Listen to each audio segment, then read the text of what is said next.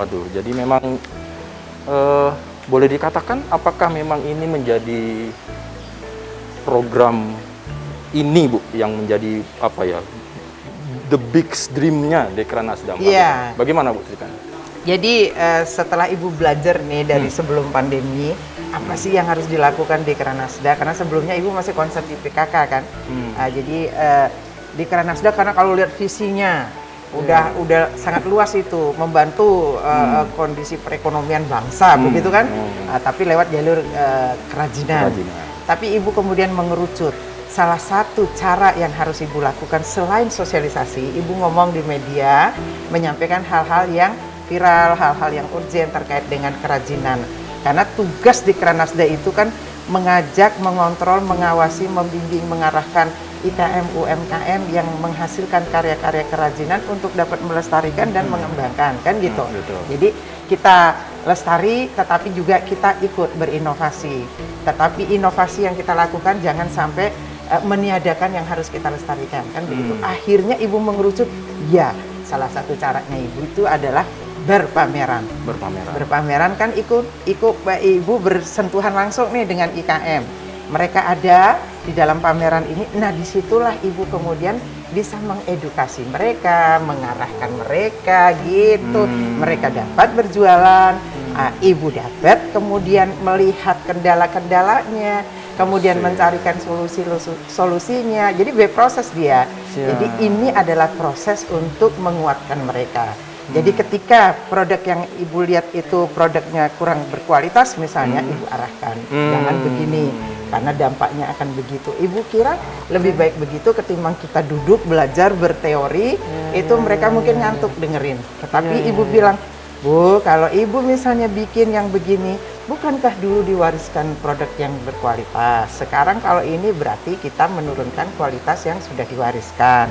Kemudian kita seperti membodoh-bodohi konsumen kita. Nah, itu salah satunya. Jadi ada edukasi ya Bu ya, Betul. dibimbing mereka ini dan dicerahkan lah. Sebetulnya bahwa kualitas itu memang tetap harus dipertahankan. Ini ciri khas, apalagi produk Bali kan Bu ya. Betul. Luar biasa ya Bu. Jadi itu Ibu senang sekali sudah menemukan satu cara yang bisa kemudian ketimbang Ibu misalnya turun nih ke daerah ngajak para narasumber kita kasih pelatihan, itu enggak, itu ruang geraknya Disperindak gitu kan, Dinas Perindustrian Perdagangan. Kalau Ibu Dekranasda khusus ya Ibu ajak pameran.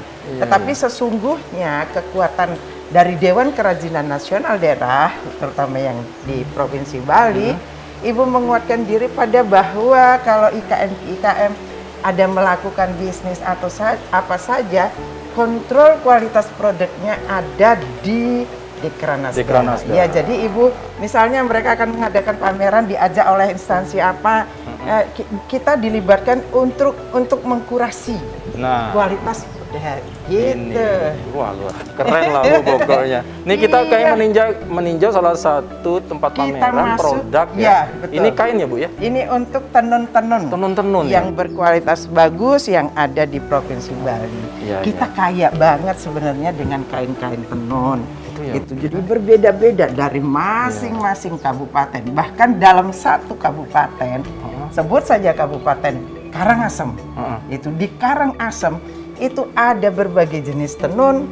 Itu salah satu yang kita kenal itu adalah nih seperti ini Bu Bambang. Ini namanya geringsing. Ini geringsing. Ya, ini tenun geringsing.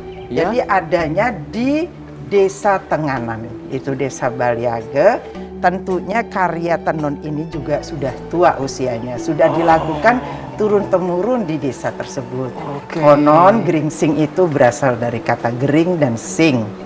Kalau gering itu sakit, sing itu tidak. Jadi harapan mereka ketika mereka memakai kain tenun yang mereka tenun sendiri, itu nggak sakit, dijauhkan dari mara bahaya dan lain sebagainya. Jadi harapan baik ketika mereka memakai. Nah, salah satu itu pikiran-pikiran atau mindset yang turun-menurun di desa itu kan akhirnya melestarikan. Jadi masuk juga ke wilayah adat yang awik-awik, Awik-awik. rarem misalnya, bahwa Nggih. setiap warga ketika ada upacara mereka wajib Harus memakai kain memakai. tenunnya sendiri. Supaya terhindar dari malabahaya. Betul. Ya. Makanya Ibu melihat belajar dari Desa Tenganan, begitulah mestinya menjaga tenun-tenun di wilayah lain di Bali ini Ya, dengan ya, cara masuk ke wilayah adat, Baik, ke baik. perarem, ke aturan-aturan adat bahwa mereka harus memakai kainnya. Jadi kita yang membuat, kita yang menjual, kita yang memakai itu dulu. Dengan begitu akan kuat. Baru kemudian kita memikirkan orang lain boleh ikut menjual. Orang lain boleh ikut memakai, tetapi memiliki. pembuatnya tetap harus kita sendiri, lokalnya gitu. Baik. Jadi tidak cuma sekedar barang pajangan, tetapi ada filosofi, ada value-value, Betul, nilai-nilai leluhur betul. itu yang Nggih. sebetulnya yang harus ajak ya Bu ya. Iya, makanya kan di Kranasda di situ menguatkan mereka, itu mengajak Baik. mereka di samping meningkatkan produk dengan inovasi-inovasi sesuai dengan kebutuhan saat ini, mereka juga harus sebagai pelestari. Jangan sampai saling meniadakan. Jangan hanya karena kekeh ingin lestari nggak mau berkembang, tapi ingin berkembang pesat sesuai tuntutan bisnis, lalu yang lestari jadi hilang. Dihilangkan. Jangan. Oke. Dua-duanya harus kuat. Yuk, Itu lewat kita- pameran. Baik Bu, kita geser lagi ya Bu ya. Luar biasa Bu ya. Ibu di sini Ibu Nggih, silakan. nggih. Waduh ini. Memang jadi ende salah satu apa ya Bu ya? Ya ke sini Bu. Yuk. Jadi salah satu kain Makasih, Bu. kain tenun dan ende ini menjadi salah satu ikon kita ya Bu ya yang Betul. harus kita lestarikan, kemudian kita bantu Nggih. dipromosikan, kenal Betul. masyarakat banyak supaya tidak cuma Bali aja yang Nggih. menggunakan.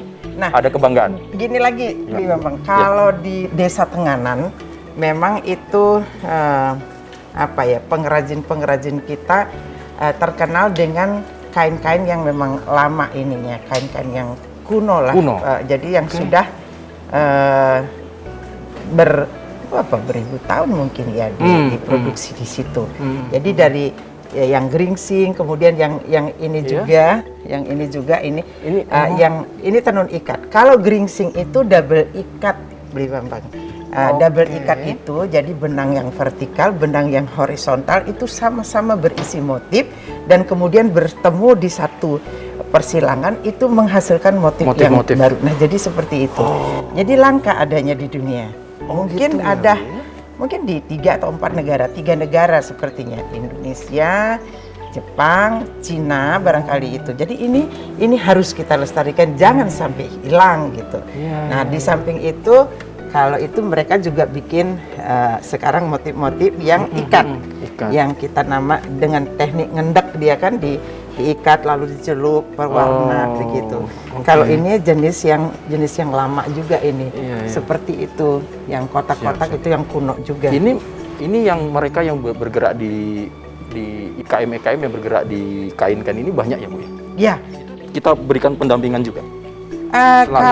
Kalau pendampingannya itu dari Perindak. Oh, dari Perindak. Tidak dari kita. Oke.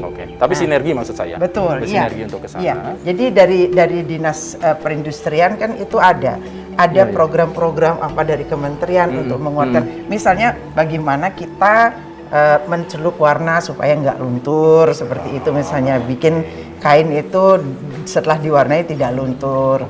Jadi bagaimana mencelup yang kimia atau yang alam seperti ini kan. Nah, kalau Niki ini songket. Nah, beda lagi dia. Jadi songket kenapa disebut songket? Karena teknik menyilangkan benang itu dengan nyongket, masukkan satu persatu seperti itu. Lebih rumit dia. Nah, masing-masing kabupaten kita punya Beli Bambang itu ciri khas songket.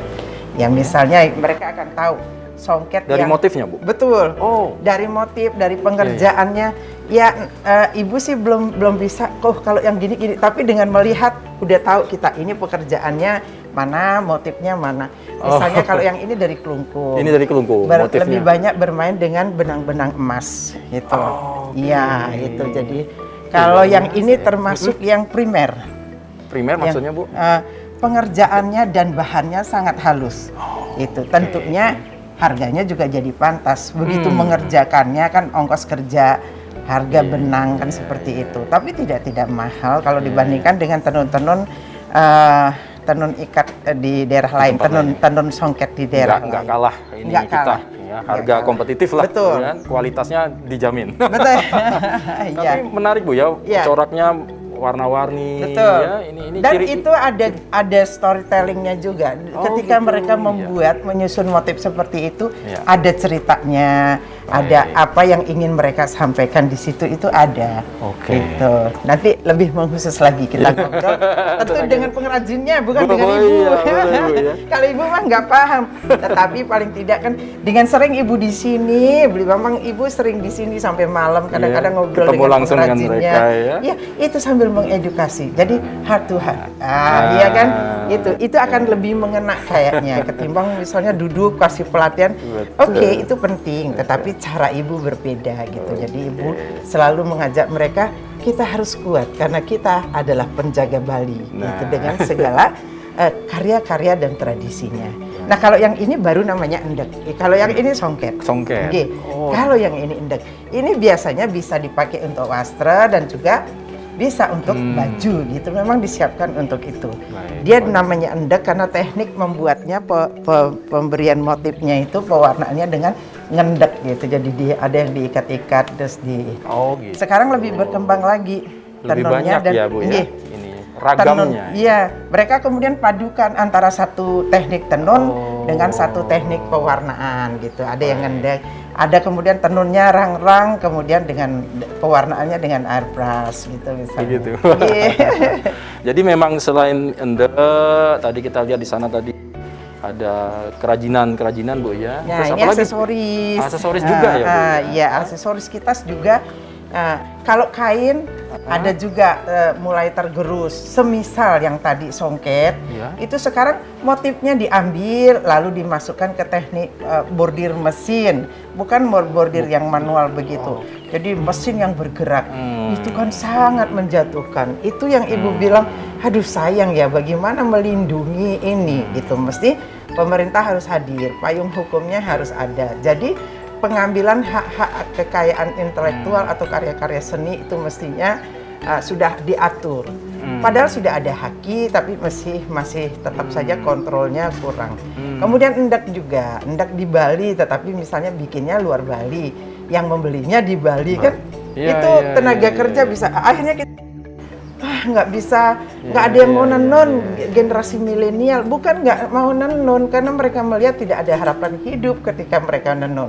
Coba kalau menenun itu menjadi satu penghidupan yang membawa kesejahteraan keluarga, pasti mereka besar-besaran akan menenun. Mereka akan belajar dengan sendirinya. Jadi apa? Siapkan pasarnya, hilir, hulu pasti akan bergairah. Begitu. Tantangan nih Bu ya, luar biasa. Tapi jangan menyerah untuk teman-teman IKM ini. Waduh. Iya. Nah, kalau tadi tenun, ini ada kerajinan warisan itu juga kan kerajinan ukir-ukiran dari bahan-bahan logam.